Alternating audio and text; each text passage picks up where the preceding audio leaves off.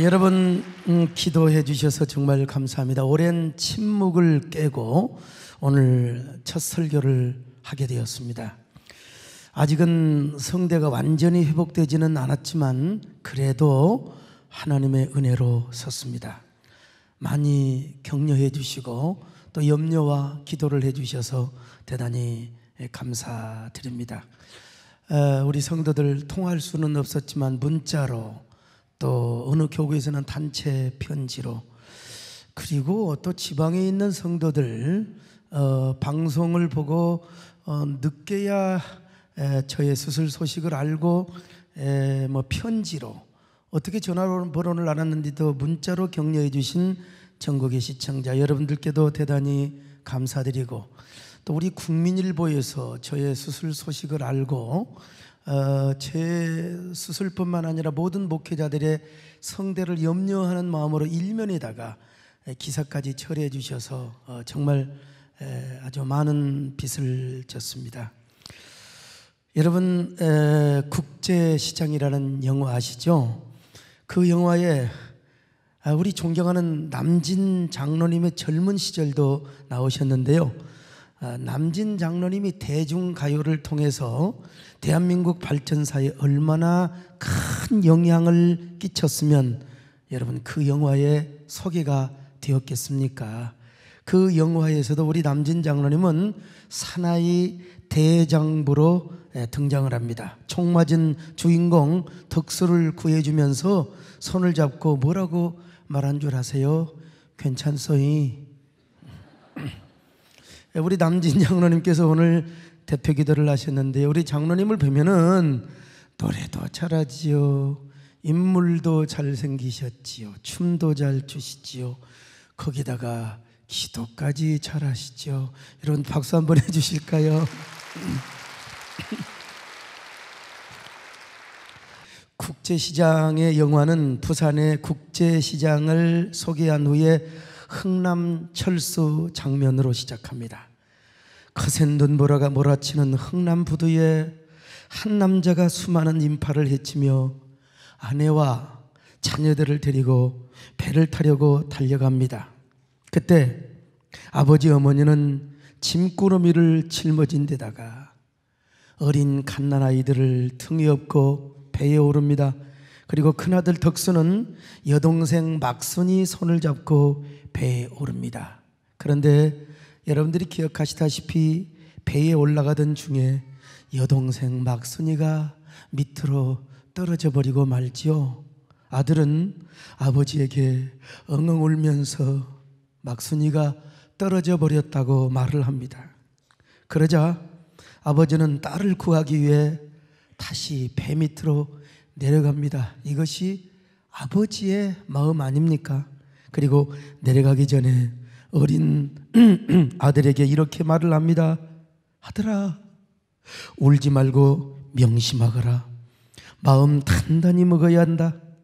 아버지가 없으면 이제부터 네가 가장이다. 가장은 어떠한 경우에도 가족이 우선이다. 이제부터 네가 가장이다. 엄마와 동생들을 꼭 지켜내야 된다. 이렇게 아들에게 신신당부를 하고는 아버지는 딸을 구하기 위해 다시 내려갑니다.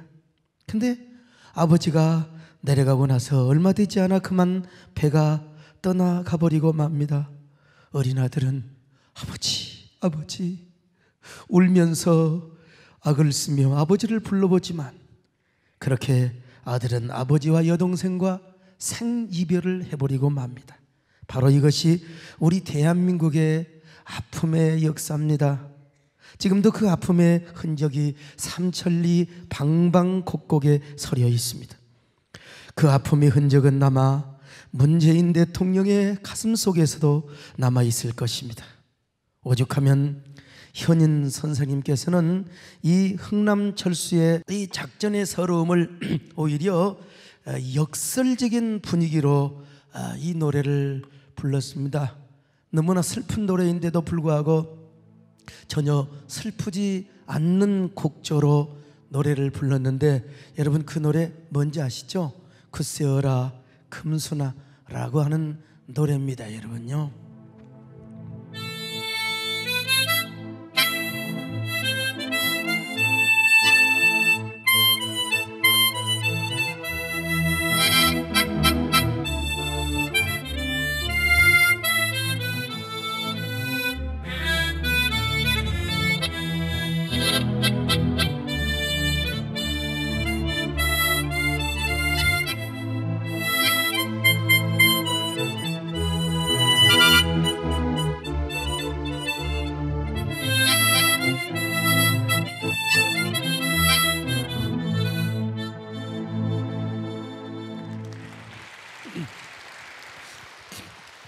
하모니카 보신 분들은 아시겠지만 이 노래 이렇게 부르는 게 쉽지가 않습니다, 여러분. 그것도 성대수술한 놈이 이렇게 호흡 조절하면서 부른다는 게 이 보통이 아닙니다. 제가 이 노래를 연습을 했더니 우리 정원사님이 옆에 와서 어이 찬송가 좀 불러보소. 내가 속으로 그랬어요. 어찌 참새가 봉황의 깊은 뜻을 알겠습니까? 여기에 써먹으려고 연습한 거지 내가 골비였다고 이 노래 하겠습니까, 여러분요? 또 이 노래 또 하면 어떻습니까마는. 세월이 흘렀습니다. 그래서 그 꼬마는 성인이 되어서 아버지의 당부를 지킵니다. 어떻게든지 가족을 지키기 위해서 독일 광부로도 가고 월남 전쟁에도 참전을 하며 온갖 희생을 합니다. 그 주인공 황정민 덕수가 월남에 가서 우리 남진 장로님을 만나게 됐죠. 그의 삶은 마치 대한민국 근현대사의 산증인으로서의 아픔과 애환을 보여주었습니다. 그는 부산국제시장에서 꽃분이네 집 가게를 끝까지 지키며, 왜 아버지가 거기서 만나자고 있거든요. 행여라도 아버지와 여동생이 찾아올까 기다립니다. 그러던 중 언제부턴가 남북 이산가족 찾기 운동이 시작됩니다. 그래서 그는 그 모든 일상을 뒤로 하고 여의도를 쏟아지며 아버지와 여동생 찾기 위하여 시간에 모든 올인을 합니다. 그러나 아무리 찾고 또 찾아도 아버지 이름을 100번이고 1000번이고 불러도 아버지는 나타나지 않습니다. 그러던 어느 날 미국 LA에서 방송국으로 연락이 왔습니다. 미국의 한 여자가 오빠를 찾는다는 것입니다. 그런데 그 여자는 어린 시절 미국으로 입양이 되어서 한국말을 못하는 것입니다. 그래서 통역을 통해서 대화를 하는데 아직은 서로를 잘 몰라보는 거예요.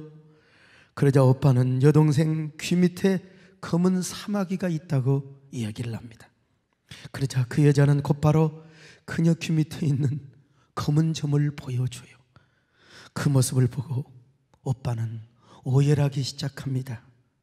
게다가 여동생이 흥남 부두에서 헤어질 때 입었던 옷을 보여줘요.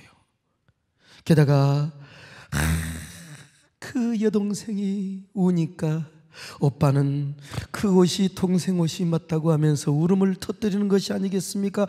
그러자 계속 영어로 이야기를 하던 여자는 화면에 나오는 남자가 자기 오빠라는 사실이 확신이 들자 어린 시절에 했던 한국말을 떠듬떠듬 하는 거예요.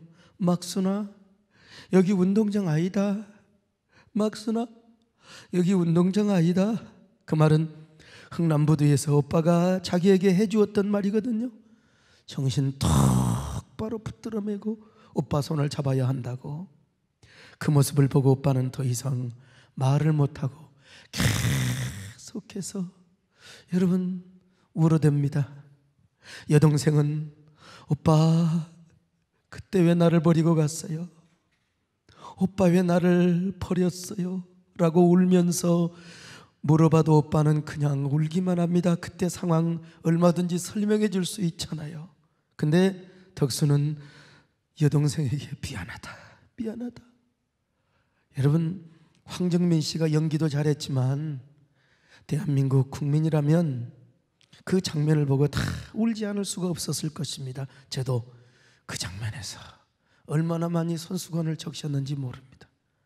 바로 귀 밑에 점과 헤어질 때 간직했던 그때 찢겨졌던 옷 조각, 그 흔적이 동생과 오빠를 그냥 알아보게 했던 것입니다. 혈육을 찾는데 흔적이 이렇게 중요했던 것이죠. 흔적 때문에 잊혀졌던 혈육과 혈육이 서로를 알아보게 되었던 것입니다. 흔적이라고 하는 것이 이렇게 중요한 거였어요. 근데 오늘 본문에서 사도 바울은 예수 그리스도의 흔적에 대해서 이렇게 말씀하고 있습니다. 갈라디아 6장 17절입니다. 시작. 이후로는 누구든지 나를 괴롭게 하지 말라. 내가 내 몸에 예수의 흔적을 지니고 있노라. 당시 갈라디아 교회를 뒤흔들고 있었던 바울의 대적자들은 예수를 믿어도 반드시 율법을 지키고 그 표식으로서 할례를 받아야 한다고 주장했습니다. 그들은 예수를 믿는 것만으로는 불충분하고 할례를 받아야 완전한 언약 백성이 되고 그리고 구원을 받는다고 주장을 했습니다. 그래서 갈라디아 교인들 중에는 할례를 받는 사람이 생겼습니다. 이 소식이 들리자 사도 바울은 격려를 하면서 갈라디아서를 씁니다. 그들이 예수님의 복음을 믿지 않고 다시 율법으로 돌아가면 율법의 저주 아래로 돌아가는 것이라고 책망을 합니다. 갈라디아 3장 10절입니다. 시작. 무릇 율법 행위에 속한 자들은 저주 아래에 있나니 기록된 바 누구든지 율법책에 기록된 대로 모든 일을 항상 행하지 아니하는 자는 저주 아래에 있는 자라 하였음이라. 그뿐 아니라 할례를 받는 것은 육체의 사람으로 돌아가는 것이라고 말합니다. 그래서 예수님의 구속의 복음이나 십자가의 은혜를 자랑하지 않고 이제 자기 육체를 자랑하게 될 것이라고 설파를 하고 있습니다. 갈라디아 6장 13절입니다. 시작. 할례를 받은 그들이라도 스스로 율법은 지키지 아니하고 너희에게 할례를 받게 하려 하는 것은 그들이 너희의 육체로 자랑하려 함이라. 그러나 그는 할례 대신에 자기 몸에 있는 예수 그리스도의 흔적을 자랑하겠다는 것입니다.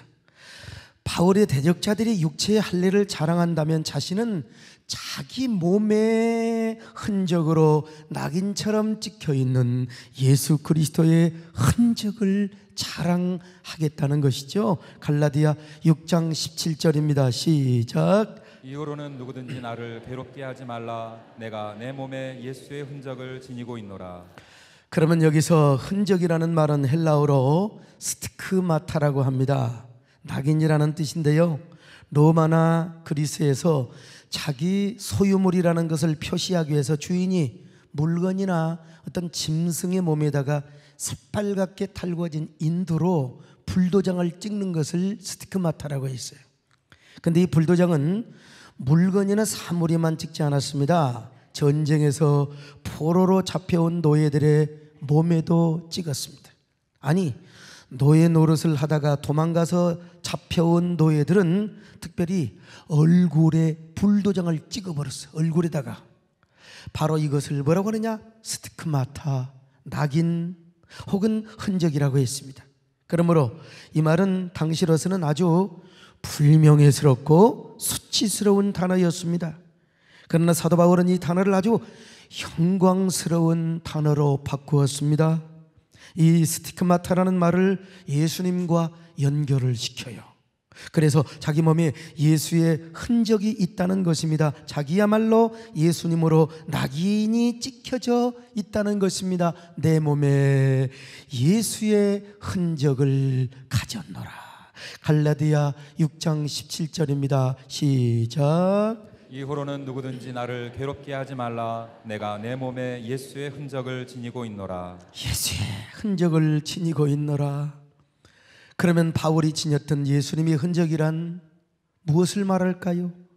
크게 두 가지로 설명을 할 수 있는데요, 첫째로 자기 자신이 오직 예수 그리스도에게만 속하였다는 의미입니다. 그는 예수님을 구주로 모셨을 뿐만 아니라 그리스도와 함께 십자가에 못 박힌 사람이거든요. 그 유명한 말씀 여러분 다 아시잖아요. 갈라디아 2장 20절의 말씀을 자 같이 한번 합독합니다. 시작. 내가 그리스도와 함께 십자가에 못 박혔나니 그런즉 이제는 내가 사는 것이 아니요 오직 내 안에 그리스도께서 사시는 것이라. 자, 여러분 그리스도와 함께 십자가에 못 박혔어요. 그러므로 바울에게는 십자가에 못 박힌 흔적이 있다는 거예요. 따라서 사도 바울의 몸에 십자가의 낙인이 찍혀 있단 말은 자기야말로 오직 주님 것이라는 것이죠. 주님의 이 불도장, 주님의 흔적을 가진 사람으로서 그는 그리스도에게 속한 종이요 소유요 노예라는 것입니다. 그래서 그는 항상 자신을 예수 그리스도의 종이라고 고백을 하였습니다. 로마서 1장 1절입니다. 시작. 예수 그리스도의 종 바울은 사도로 부르심을 받아 하나님의 복음을 위하여 택정함을 입었으니. 여기 예수 그리스도의 종 바울은 빌립보서 1장 1절도 마찬가지입니다. 시작. 그리스도 예수의 종 바울과 디모데는 그리스도 예수 안에서 빌립보에 사는 모든 성도와 또한 감독들과 집사들에게 편지하노니. 여러분, 사도 바울은 자기가 예수님의 종이라는 사실을 자랑하고 있어요. 당시 종의 신분은 언제나 주인에게 속해 있었습니다. 주인의 소유물이었고 재산이었어요. 그러므로 종이란 주인이 없으면 자기도 존재할 수가 없어요. 주인이 있어야 종도 존재할 수 있어요. 그런 것처럼 사도 바울 역시 오직 주님에게만 속해 있는 주님의 종이요 그리고 노예라는 것입니다. 주님이 없으면 자신도 없어요. 주님이 있어야 자기도 있다는 겁니다. 아무리 자기가 있어도 주님이 없으면 자신이 없는 것이었고, 자신이 없어도 주님이 계시면 자신이 있다는 것입니다. 바로 그 증거가 뭐예요? 스티그마타, 예수의 흔적이라는 것입니다. 그래서 아가서는 이렇게 성도와 우리와의 관계를 묘사해 놓고 있습니다. 아가서 2장 16절입니다. 시작. 내 사랑하는 자는 내게 속하였고 나는 그에게 속하였도다. 오늘 여러분은 어떤 사람입니까? 여러분에게도 그 흔적이 과연 있습니까? 그 흔적이 여러분의 몸에 얼마나 새겨져 있습니까? 얼마나 여러분은 예수님께 속해 있습니까? 정말 예수님이 계셔야 여러분이 존재하는 것입니까? 예수님이 없으면 정말 여러분도 없는 건가요? 여러분 언제나 예수님께만 소속되시기를 바랍니다. 주님으로 존재하시기를 축원합니다.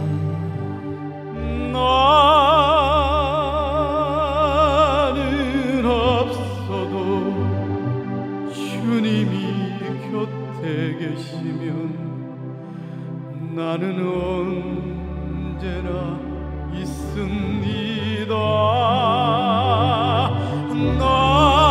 나는 있어도 주님이 곁에 없으면 나는 언제나 없습니다.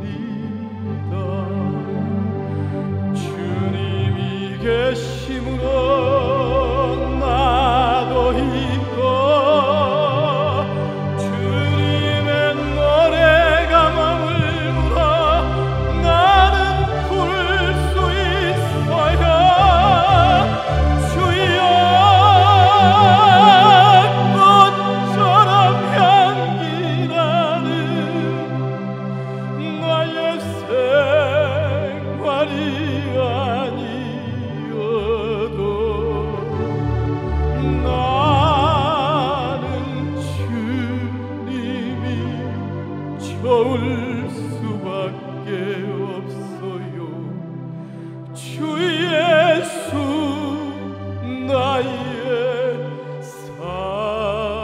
사랑이여.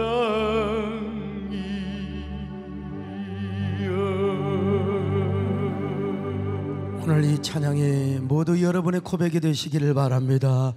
여러분의 노래가 되시기를 바랍니다. 이렇게 오직 주님의 소유요 종이라고 고백했던 사도 바울은 실제로 주님의 종으로 살았습니다. 언제나 살아도 주를 위해 살고 죽어도 주님만을 위해서 죽는다고 고백했습니다. 언제나 자기 몸에서 그리스도만을 존귀하게 하는 삶을 살았습니다. 왜냐? 그 몸에 그리고 그의 심장에 예수의 흔적이 박혀 있었던 사람이기 때문입니다. 그의 고백을 한번 볼까요? 로마서 14장 8절입니다. 시작. 우리가 살아도 주를 위하여 살고 죽어도 주를 위하여 죽나니 그러므로 사나 죽으나 우리가 주의 것이로다. 여러분, 빌립보서 1장 20절 이거 정말 사도 바울이 눈물로 고백한 이 말씀입니다. 함께 배에다 힘을 주고 같이 한번 읽어봅니다. 시작. 나의 간절한 기대와 소망을 따라 아무 일에든지 부끄러워하지 아니하고 지금도 전과 같이 온전히 담대하여 살든지 죽든지 내 몸에서 그리스도가 존귀하게 되게 하려 하나니. 여러분, 얼마나 위대한 고백입니까? 살든지 죽든지 내 몸에서 그리스도가 존귀하게 한다. 오늘 여러분들이 여러분의 몸에서 언제나 주님을 존귀케 할 수 있기를 축원합니다. 과연 여러분은 어떤 사람인가 한번 생각해 보세요. 정말로 주님께 속해서 주님을 위해 사는 사람입니까? 살아도 주를 위해 살고 죽어도 주를 위해 사는 사람입니까? 정말 여러분의 몸을 통해서 예수 그리스도만을 존귀하게 여기는 삶을 사십니까? 바로 그런 사람이 자기 몸에 예수 그리스도의 흔적을 지니고 있는 사람입니다.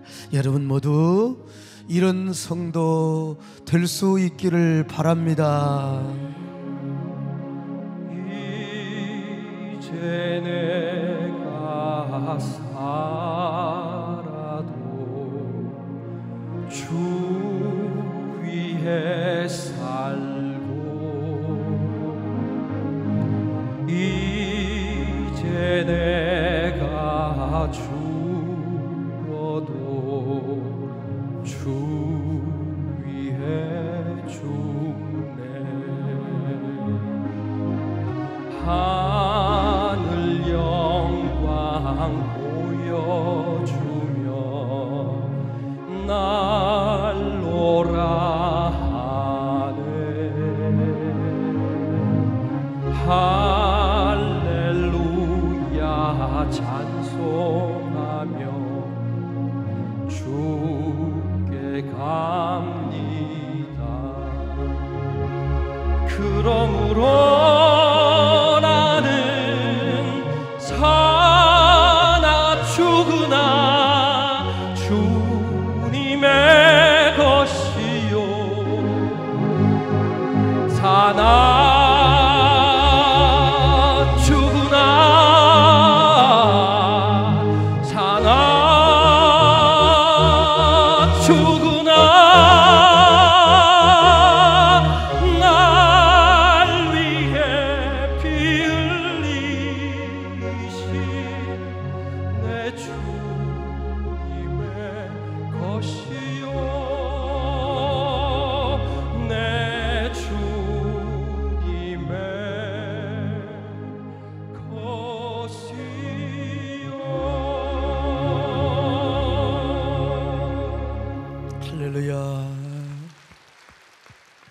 두 번째, 스티그마타 예수의 흔적은요, 예수 그리스도의 복음을 전하다가 입은 고난의 상처를 의미해요.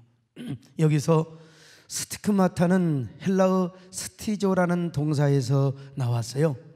스티조는 찌르다, 자르다라고 하는 뜻인데요, 이 동사에서 스티그마, 즉 찔린 자국, 잘린 자국이라는 명사가 생겼습니다. 그리고 스티그마타는 복수형으로서 찔린 자국들, 상처 입은 자국들이라고 하는 의미가 됩니다.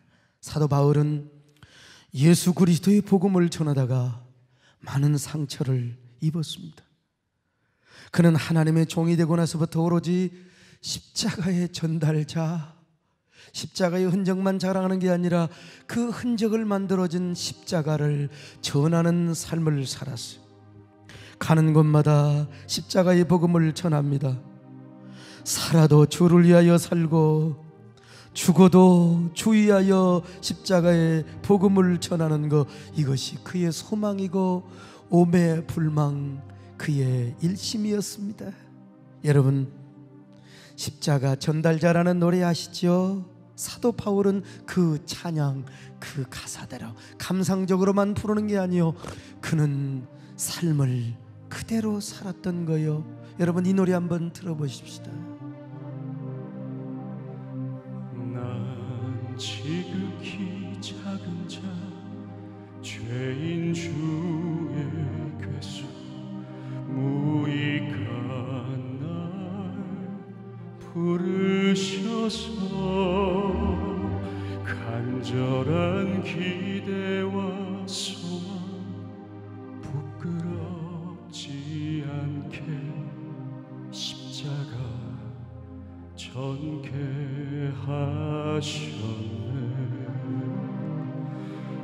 어디든지 가리라 주 위에 서라면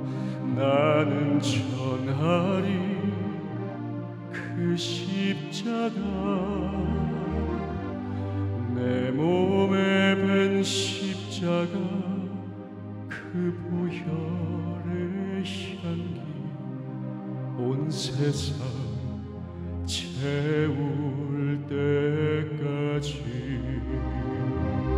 살아도 주를 위해 죽어도 주를 위해 사나 죽으나 난 주의 것 십자가의 능력 십자가의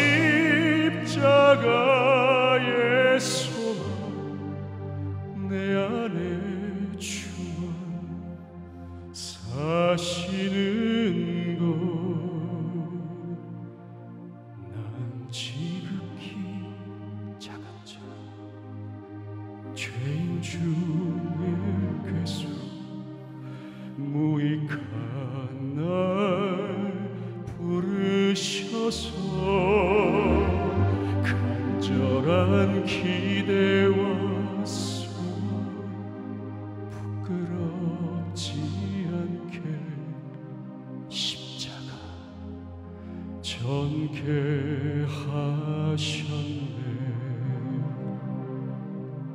내 사랑 나의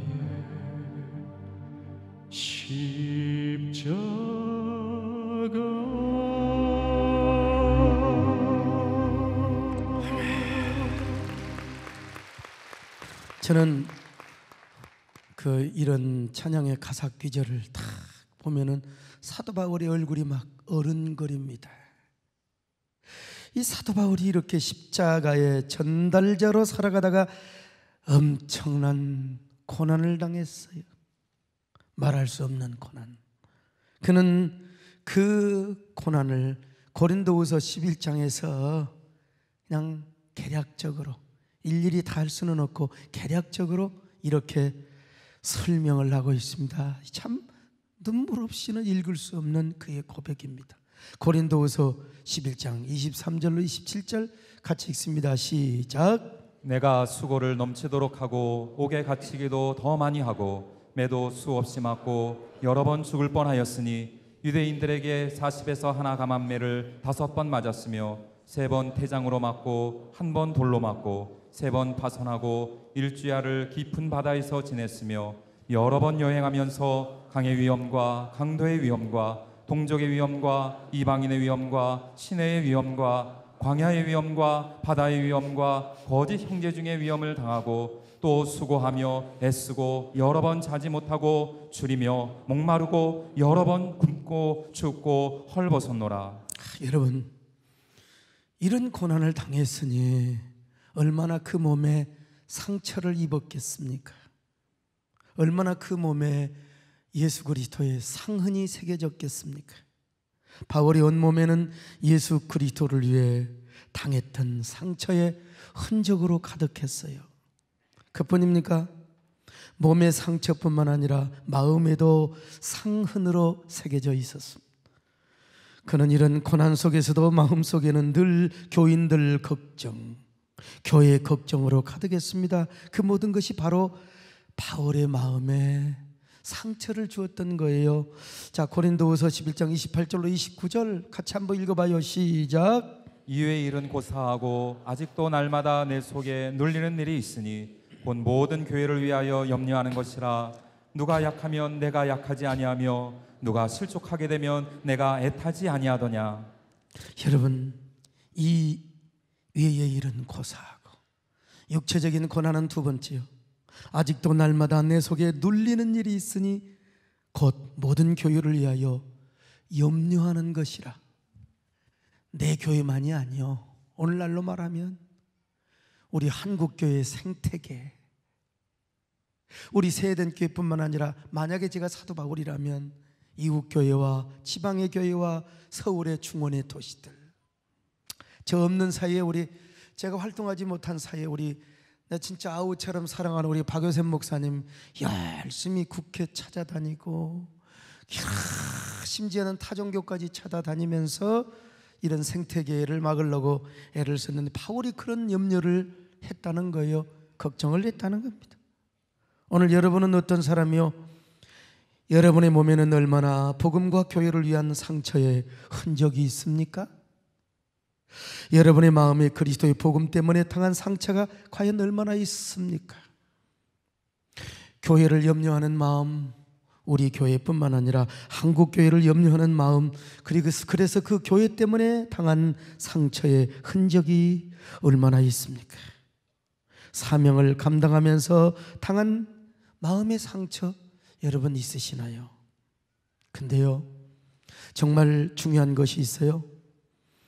우리는 복음을 전하고 교회를 섬기면서 고난을 당하고 상처를 입으면 쓰러집니다. 마음의 타격을 받아요. 하나님을 원망하고 교회를 원망합니다. 내가 교회 나오다가 이런 일을 당하고 교회 와서 차가 찌그러지고, 주차하다가 남이 와서 받고, 막 목사를 원망하고 교역자를 원망합니다. 여러분, 신앙생활하면서 하나님은요, 내가 일부러 그런 건 아니지만 목사를 통해서도 시험을 줄 때가 있습니다. 정말 섭섭해요. 과거에 우리 서장로님이 나한테 깨우침을 주시더라고요. 그것은 아마 우리 서장로님도 나 때문에 상처를 받을 일이 있었다는 것이겠죠. 주의 종을 통해서도 하나님은 나에게 시험을 줄 때가 있다는 거예요. 그러나 이것을 이기고 영광으로 아는 자에게는 거룩한 상흔이 우리에게 영광스럽게 남아있게 될 것이라는 거예요. 이게 우리 장로님이 저한테 가르쳐 주시더라. 사도 바울, 그런 사람이었습니다. 우리는 원망하고 우리는 상처받지만 바울은 그렇지 않았어요. 그런 고난의 상처, 아픔의 상흔을 최고의 자랑으로 생각했고 가장 큰 영광으로 생각했습니다. 그래서 그 고난 때문에 당한 상처의 흔적을 갈라디아 교인들에게 자랑을 하고 있어요. 갈라디아 6장 17절입니다. 시작. 이후로는 누구든지 나를 괴롭게 하지 말라. 내가 내 몸에 예수의 흔적을 지니고 있노라. 여러분, 내가 내 몸에 예수의 흔적을 지니고 있노라. 참 저는 제가 봐도 부족해요. 타고난 성격이 목사하라는 온유한 그런 성격도 아니고요. 뭐 제가 사실 여러 가지로 모나고 가시도 많은 사람이요. 그런데 그럴수록 주님께서 저의 몸에, 저의 심장에 예수 그리스도의 흔적을 새겨주신 겁니다. 몸에도 있고 심장에도 있고, 특별히 말씀을 전하다가 문제가 생겨서 수술을 한 성대에 상처의 흔적이 있습니다. 여러분, 저기 보세요. 아무리 수술을 잘했다고 하지만 아직도 상흔이 있어요. 제대로 내시경으로 보면은 수술한 사람과 수술하지 않는 사람의 이 성대를 우리 남진 장로님이 깨끗하고 완벽하겠지라이. 비록 힘들고 아프고 답답하긴 했지만 그리스도와 몸된 교회와 성도들을 위한 영광의 상처이기 때문에 저는 그래도 감사할 뿐입니다. 여러분 생각해 보세요. 목사가 거의 한 달 동안 거의 말 한마디 못하고 글씨를 써서 침묵으로 집사람 옆에서 쫑알쫑알거리죠. 듣고만 있으라고 하지만은 얼마나 차라리 말이나 하지 말지. 쫄랑쫄랑 따라다니면서 그냥 아이고 비비새처럼 찹새처럼. 거기다가 여러분, 나는 두 여자 속에서 힘들어합니다. 정금성이라고 하는 늙은 참새가 또, 여러분 우정숙, 좌금성 얼마나 힘든지 몰라요. 비록 힘들고 아프고 답답하기는 했지만 그리스도와 몸된 교회와 성도들을 위한 영광의 상처이기 때문에 감사한 거예요. 과거 옛날 이런 시절을 생각해 봤어요. 제가 예수 믿는다고 집에서 홀로 남아 신학교를 다니면서 진짜 눈물로 가장 많이 불렀던 노래가 있거든요. 그 노래를 마음속으로 많이 불렀어요. 그 노래는 주여 이 몸 바쳐 주의 일을 하렵니다.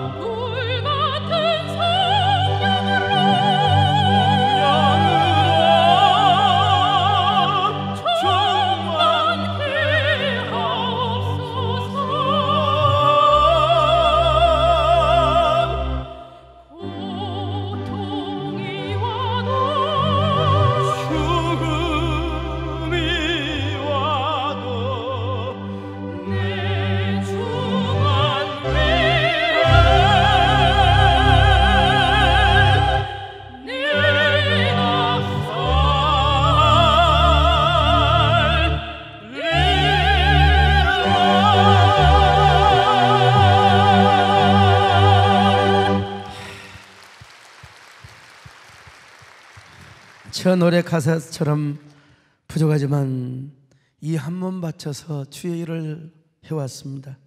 적당히 한 것이 아니라 목에서 피가 나도록 사자오를 토해냈습니다. 강단에서만 목을 쓰는 게 아니라 저는 글도 많이 쓰잖아요. 장거리 차를 타고 다니면서 그 건조한 공기를 마시면서 수많은 글을 불러주고 우리 성광회 목사님에게 수많은 집회에 했던 수련회 신년 축복성에 전부 전화로 제가 불러준 거예요. 그러다가 목이 간 겁니다. 그래서 성대 결절이 생기고 그 결절은 출혈성 폴립으로 발전하여 2번이나 수술을 받게 된 겁니다. 여러분, 원래 제 성대 강력하게 태어난 사람, 강인한 성대입니다. 그러나 어찌 보면 참 미련하게 일을 한 거지요. 그렇지만 사도 바울의 고백처럼 이 역시 저의 영광이고 자랑입니다. 그리고 더 중요한 것은 제 몸에 있는 상흔보다 제 가슴에 찍혀져 있는 그리스도의 흔적이라고 하는 거예요. 저의 심장에 찍혀져 있는 그리스도의 흔적, 이것이 저의 자랑이고 영광이 아닐 수가 없습니다. 물론 저는 앞으로 성대를 사용하는데 조심을 하고 절제도 할 것입니다. 그럼에도 불구하고 저는 사명을 생명으로 여길 것입니다. 사명을 눈물로 여기고 은혜로 여길 것입니다. 여러분은 그 흔적을 얼마나 가지고 있습니까? 그 흔적을 얼마나 자랑스럽게 생각하고 있습니까? 여러분의 사명을 얼마나 생명으로 여기고 눈물로 여기고 있습니까? 사명이 생명이기에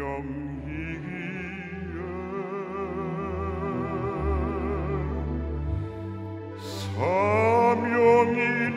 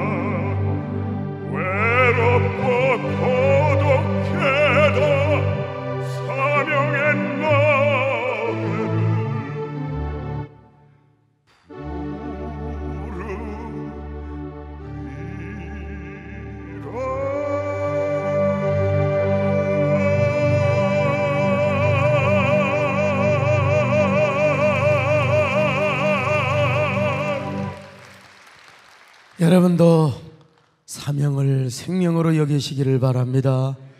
사명을 눈물로 여기시기를 바랍니다. 사명이 은혜요 축복이 되시기를 축원합니다. 기도하겠습니다. 하나님, 우리 몸에 예수 그리스도의 십자가 흔적이 있게 하여 주옵소서. 예수 그리스도와 교회 그리고 사명 때문에 생긴 흔적이 더 많아지게 하여 주시옵소서. 그 흔적을 최고의 영광으로 여기게 하여 주시옵소서. 예수님의 이름으로 기도드리옵나이다. 아멘.